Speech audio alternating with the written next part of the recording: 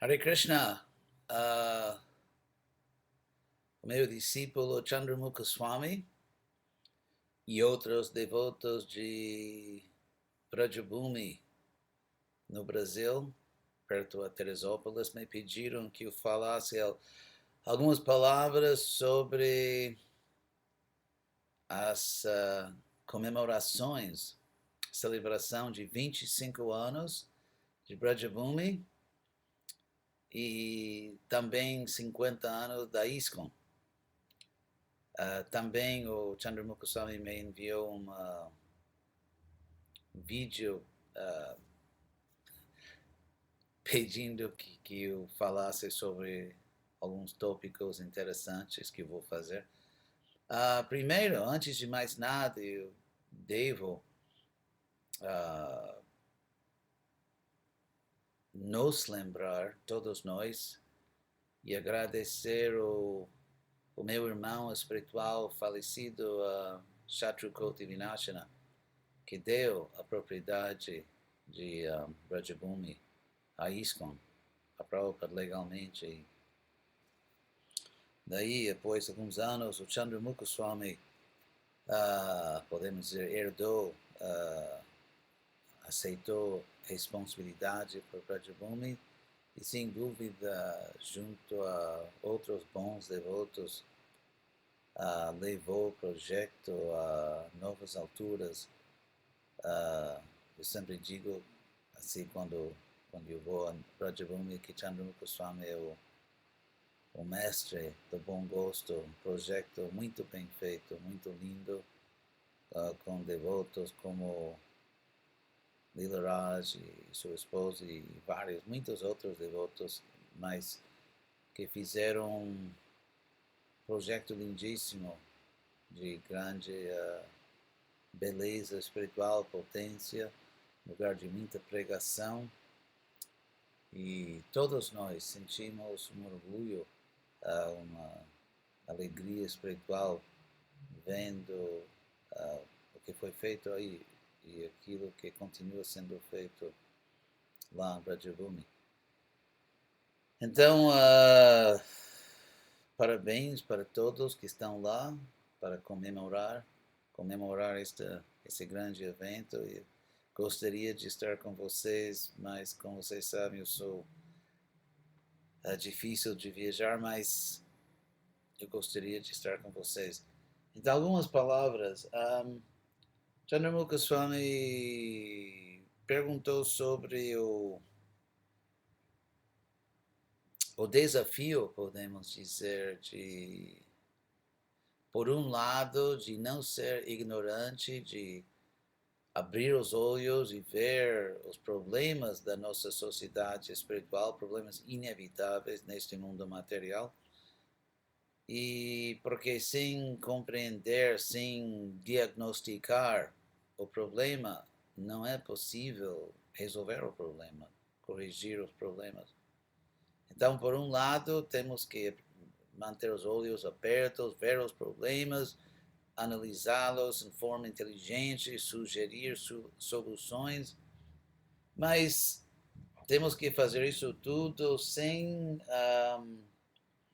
perder nossa fé, sem chegar, por exemplo, à conclusão de que não vale a pena porque neste mundo material toda a sociedade é tão defeituosa e toda a sociedade cheia de hipocrisia e, sei lá, impureza. Então, a ISKCON é como qualquer outra sociedade. Esse tipo de conclusão, primeiro, seria bem exagerada, porque a ISKCON não é assim tão caída, apesar dos pesares. E tem muitas coisas realmente positivas, admiráveis na ISKCON, e mesmo os problemas que são reais, nós temos que encarar, nós temos que compreender esses problemas com consciência de Krishna. Você diz que cada problema é uma oportunidade. E quanto mais problemas nós encontramos na ISKCON, mais Prabhupada precisa da gente, que também vai ser o segundo tópico de Chandramukha Goswami, se Krishna realmente precisa da gente. Mas é interessante, um ponto interessante, porque temos o exemplo histórico famoso de que Prabhupada fundou sua própria sociedade, um movimento novo, a ISKCON. Porém, temos que lembrar que quando Prabhupada fundou a ISKCON, que a missão do seu guru, a Gaudiya Math, não existia mais. Não existia. Só existiam fragmentos, e fragmentos um pouco pequenos. Vários, inclusive muitos fragmentos. Então não existia uma Gaudiya Math ao qual Prabhupada podia se juntar. Além disso, podemos observar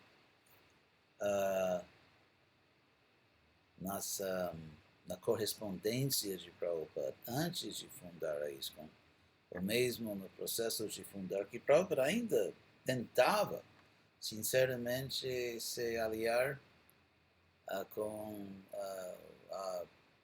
alguns dos fragmentos mais prominentes. Prabhupada tentava trabalhar com seus irmãos espirituais e eles não queriam. Ou, como se diz no Brasil, da boca para fora. Diziam talvez sim, mas na realidade não queriam fazer nada, não queriam vir, não queriam participar. Então Prabhupada enfrentava uma realidade em que a missão, o movimento do seu guru não existia mais como uma missão unida, não existia. E nem como, por exemplo, na ISKCON, podemos ver que existe a ISKCON, mas existem outros movimentinhos e pessoas que saíram da ISKCON, ou um guru da Gaudiya Math que atraiu algumas almas da ISKCON que foram com ele, mas tudo bem, tudo faz parte, né, do mundo. Mas, falando de tamanho, não há comparação. A ISKCON é enorme, é tão grande e tão, por dizer a verdade, predominante, que é impossível traçar uma analogia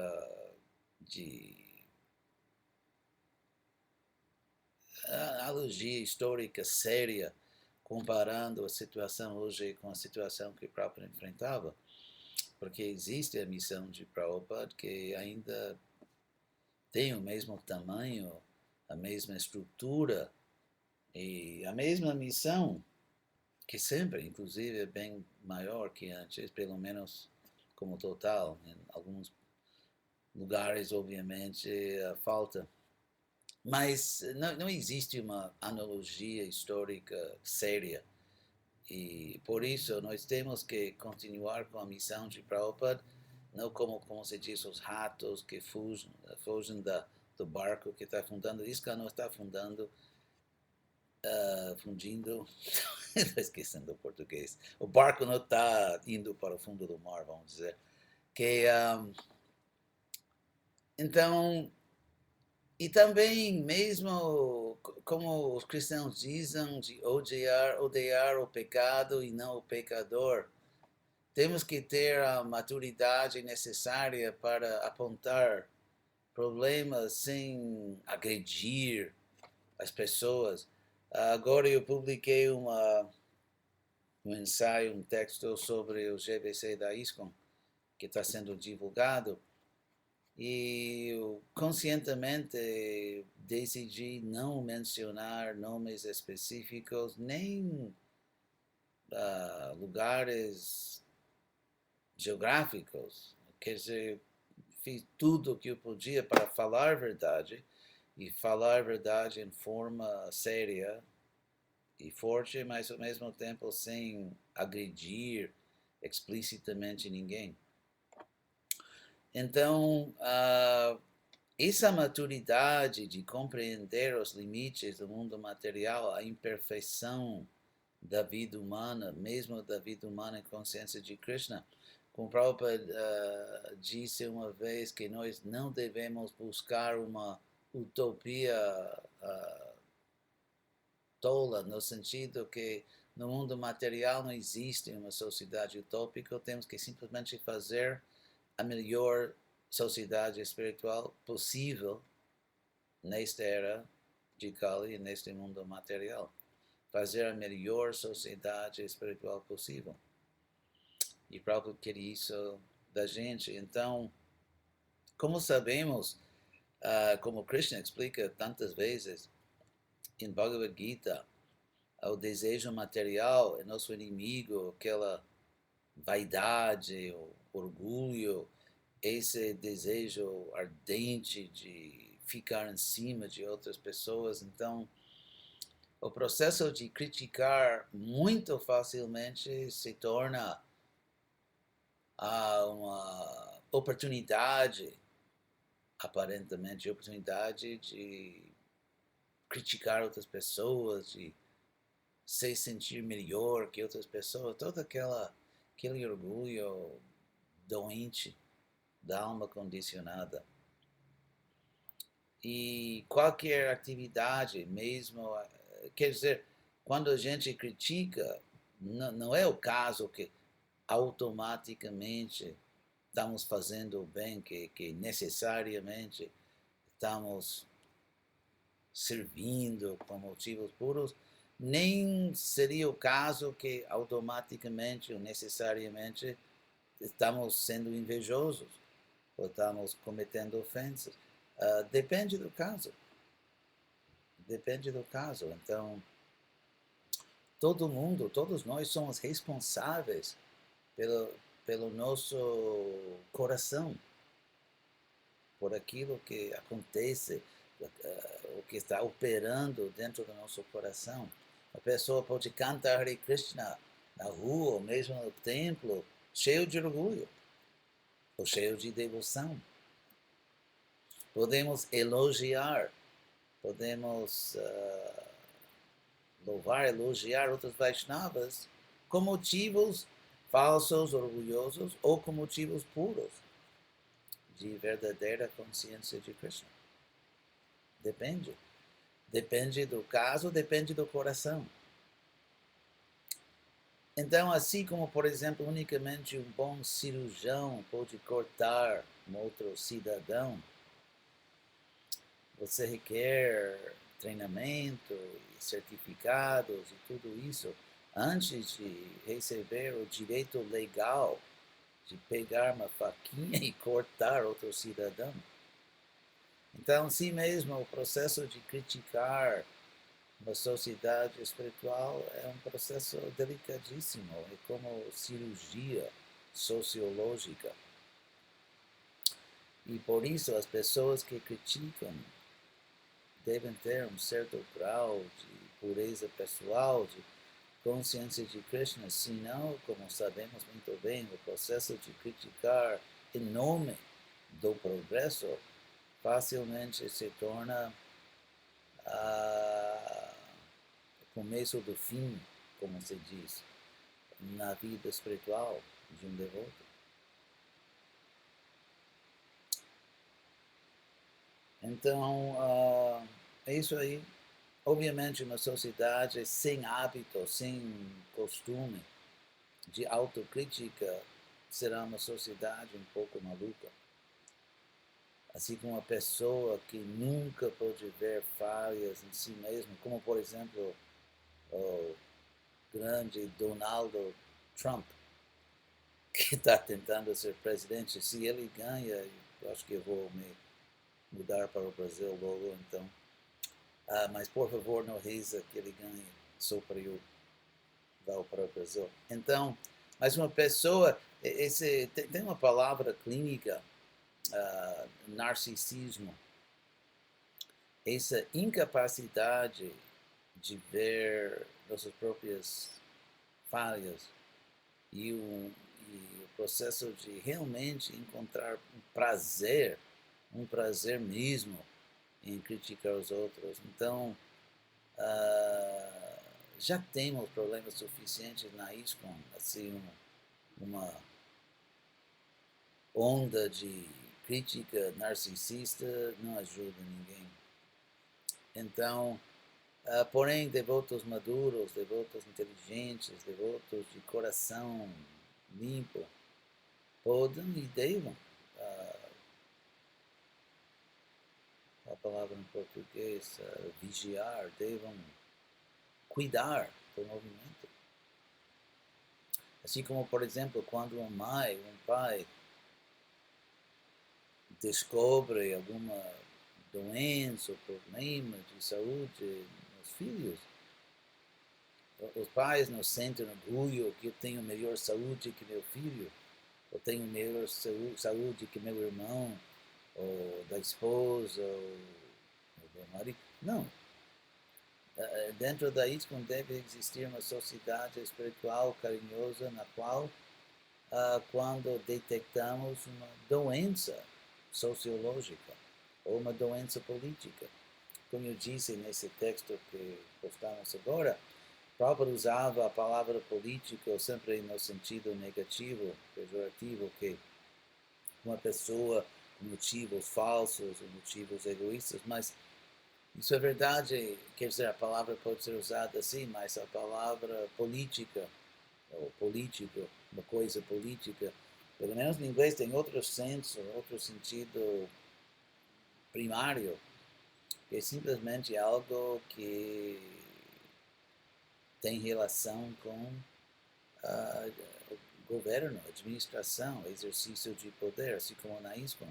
Prabhupada mesmo criou uma estrutura administrativa e ele deu poder a esse corpo administrativo. Então, por isso, existimos às vezes problemas políticos, como eu explico tudo nesse ensaio, mas problemas sempre existirão, porém, se realmente temos amor por Prabhupada, se temos... Porque ter amor por Prabhupada significa ter amor pela missão de Prabhupada. Como Prabhupada disse, você não pode dizer que você ama a pessoa e daí dar um chute assim, no filho da pessoa. Então, Prabhupada deu sua vida a ISKCON, e por isso tem amor por Prabhupada, é ter amor por ISKCON. Não necessariamente amar as bobagens, ou amar a injustiça, ou simplesmente a má administração. Isso não é muito amável. Porém, com devoção, com amor, com motivos puros e sem egoísmo, sim, temos que ter uma sociedade madura, uma sociedade adulta, em que os problemas, as doenças individuais ou sociais, físicas ou de consciência, são detectadas e tratadas em forma com compaixão e com inteligência e ciência. Então, se Krishna precisa da gente,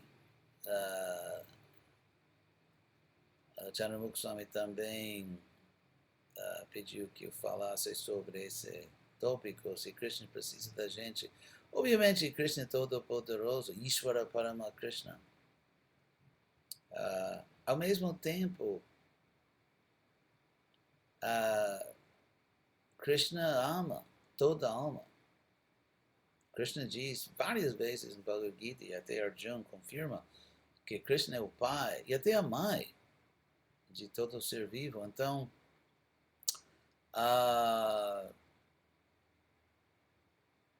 os pais não precisam da ajuda do seu filhinho. Ao mesmo tempo, os pais naturalmente amam o filho, e por isso, num sentido, os pais precisam que o filho seja feliz. E o filho será feliz unicamente se comportando bem. Porque a felicidade vem da bondade, como Krishna explica em Bhagavad Gita. E por isso, Krishna não precisa, no sentido que ele mesmo não é competente, que ele não pode fazer. Mas Krishna tem tanto amor pela gente que ele precisa no sentido da necessidade do amor. E Krishna quer que nós sejamos felizes e que participemos no negócio da família, que é a missão de Sankirtan, como o Prabhupada explicou. Então, outra vez, quero parabenizar todos os Vaishnavas, começando com meu irmão espiritual, que não está mais nessa forma, Shatrukoti Vinash, que doou a propriedade, todos os Vaishnavas que já ofereceram seu serviço devocional em Brajabhumi, e especificamente a Chandramukha Swami, que realmente fez muita diferença no projeto, diferença bem positiva. E desejo a todo mundo um grande festival de muita alegria e consciência de Krishna.